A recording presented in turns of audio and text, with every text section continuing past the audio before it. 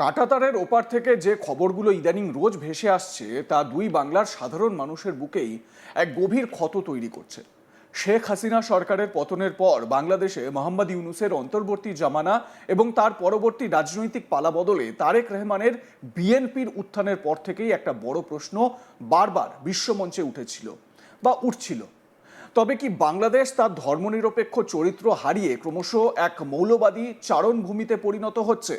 বিশেষ করে ওপার বাংলায় সংখ্যালঘু হিন্দু সন্ন্যাসী এবং বাংলার মাটির নিজস্ব সম্পদ বাউল ফকিরদের উপর যেভাবে একের পর এক হামলা, মাজার ভাঙচুর এবং তাদের সংস্কৃতিকে গুঁড়িয়ে দেওয়ার চেষ্টা হয়েছে তা ভারতকে চরম উদ্বেগের মধ্যে ফেলেছে।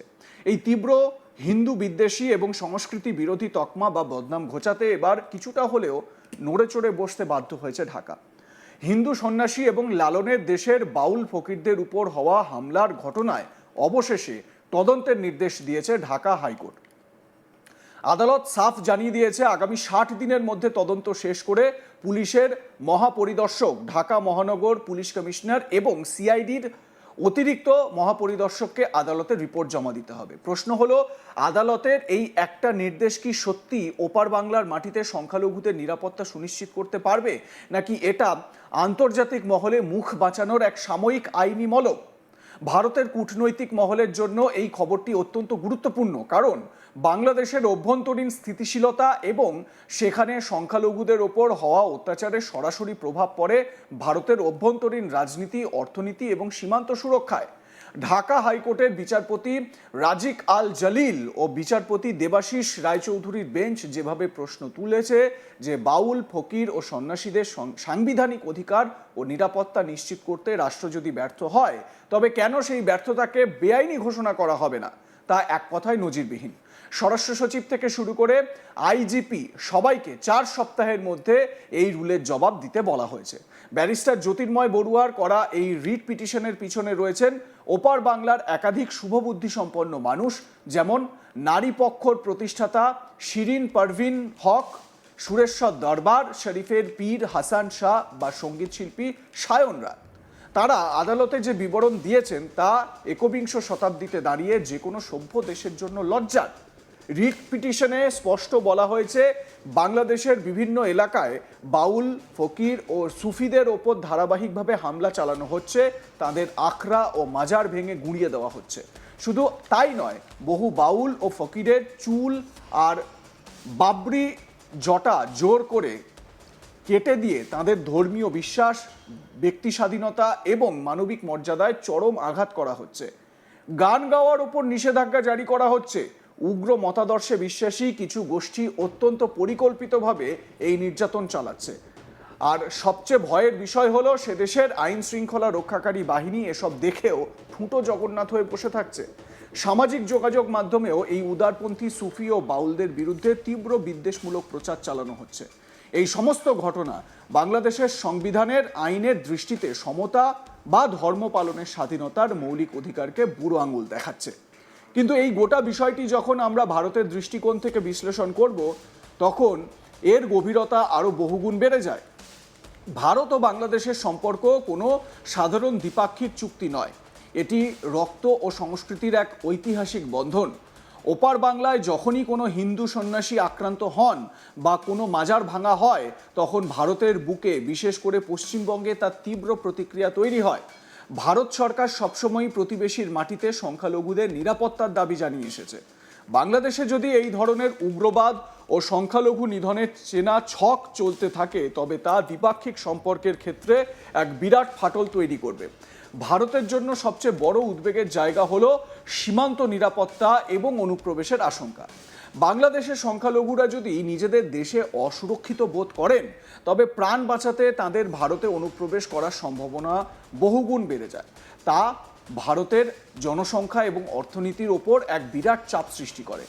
একই সঙ্গে ওপার বাংলার এই অশান্তি ভারতের অভ্যন্তরেও কিছু রাজনৈতিক মেরুকরণকে উস্কে দেয়, যা দিল্লি সাউথ ব্লকের জন্য সামলানো বেশ কঠিন হয়ে পড়ে। তারেক রহমানের বাংলাদেশ যদি এখন ভারতের সঙ্গে সুসম্পর্ক বজায় রাখতে চায়, তবে তাদের শুধু আদালতের নির্দেশের ভরসায় বসে থাকলে চলবে না, মাঠ স্তরে কঠোর প্রশাসনিক পদক্ষেপ করতে হবে। ভারত সবসময়ই বাংলাদেশের সঙ্গে বাণিজ্য, তিস্তার জলবন্টন বা ট্রানজিট সুবিধার মতো নানা বিষয়ে সহযোগিতা করতে প্রস্তুত। কিন্তু তার প্রথম শর্তই হলো ওপার বাংলার মাটিতে ধর্মনিরপেক্ষতা ও সংখ্যালঘুদের নিরাপত্তা বজায় থাকা। বাউল, সুফি এবং হিন্দু সনাতন সংস্কৃতি হলো দুই বাংলার মিলনের সেতু। লালন শাহের গান বা রামকৃষ্ণের বাণী যেভাবে দুই বাংলার মানুষকে মিলিয়ে দেয়, উগ্রবাদীরা সেই সেতুটাকেই ভেঙে ফেলতে চাইছে। দিল্লির কূটনৈতিক মহলে স্পষ্ট বার্তা, ঢাকা হাইকোর্টের এই 60 দিনের তদন্তের নির্দেশকে একটি ইতিবাচক পদক্ষেপ হিসেবে দেখা হলেও ভারত নজর রাখবে এর বাস্তব রূপায়ণের উপর। বাংলাদেশ যদি সত্যিই তার হিন্দু বিদ্বেষী বদনাম মুছে ভারতের সঙ্গে একটি দীর্ঘমেয়াদী ও বন্ধুত্বপূর্ণ সম্পর্ক চায়, তাহলে এবার বাংলাদেশের তারেক রহমানের সরকারকে অ্যাকশন নিতে হবে, ব্যবস্থা নিতে হবে। কিন্তু প্রশ্ন হচ্ছে, সেই অ্যাকশন কি বা সেই ব্যবস্থা কি তারেক রহমানের সরকার নেবে? তার কারণ সম্প্রতি চীন সফরে গিয়ে তারেক রহমান চীনের সঙ্গে যে সমস্ত সম্পর্ক সুদৃঢ় করার জন্য বন্দোবস্ত করে এসেছে, বিশেষ করে মংলা পোর্ট, সেই মংলা পোর্টকে আধুনিকীকরণ সহ একাধিক বিষয়, যেটা বলা যেতে পারে এখন চীনের হাতের পুতুল হয়ে যেতে চলেছে বাংলাদেশ। আমরা এটাই বিএনপি সরকারে এই প্রথম নয়, খালেদা জিয়ার সময়কার বিএনপি সরকারের সময়ও কিন্তু আমরা যে ওয়ান চায়না পলিসি দেখেছিলাম বাংলাদেশের, সেই ওয়ান চায়না পলিসি ভারতের জন্য কিন্তু একটা উদ্বেগের বিষয় ছিল। আর এখনও তারেক রহমানের নেতৃত্বাধীন যে বিএনপি সরকার, সেই বিএনপি সরকারও কি এই ওয়ান চায়না পলিসির দিকেই ঝুঁকতে চাইছে?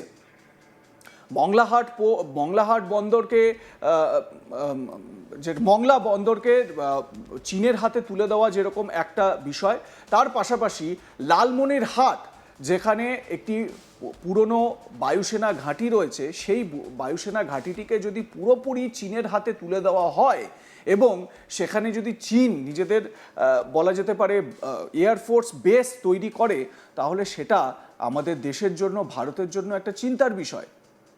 তারেক রহমানের সরকার কি করতে চলেছে বা তারেক রহমানের সরকার কি করবে, সেটা কিন্তু একটা ভাবার মতন বিষয় রয়েছে। যদিও এখানে প্রশ্নটা এটাই ওঠে যে তারেক রহমানের সরকার কি ভারতের সঙ্গে সুসম্পর্ক রাখতে চায়, এটাও একটা প্রশ্ন। তার কারণ আমরা আজ তাক বাংলাতেই বহু এরকম শো করেছি বা বহু এরকম আলোচনা করেছি যে বাংলাদেশের সরকার পরিবর্তন হলে সেখানে তারেক রহমানের নেতৃত্বাধীন যে সরকার গঠিত হবে, নির্বাচিত সরকার, তো সেই সরকার গঠিত হয়েছে, কিন্তু ভারতের সঙ্গে সম্পর্ক কি বজায় রাখবে, সুসম্পর্ক কি বজায় রাখবে তারেক রহমানের সরকার? বেশিরভাগ বাংলাদেশের বিশেষজ্ঞ যারা বিশ্লেষণ করেছেন বা রাজনৈতিক বিশ্লেষক হিসেবে দক্ষ বাংলাদেশের, তারা কিন্তু প্রত্যেকেই এক কথা বলেছেন, সেটা শেখ ফরিদ হন বা সেটা নিঝুম মজুমদার হন, বহু এরকম বিশেষজ্ঞ, তারা কিন্তু একটা কথাই বলেছেন যে বিএনপির সরকার বাংলাদেশে গঠিত হলেও ভারতের সঙ্গে তারা যে সুসম্পর্ক কতটা বজায় রাখবে সেই নিয়ে প্রশ্ন থেকেই যায়। তো আপনারা কি মনে করেন? আপনাদের মতামত জানাতে ভুলবেন না। দেখতে থাকুন আজ তাক বাংলা, সাবস্ক্রাইব করুন আমাদের ইউটিউব চ্যানেলটি।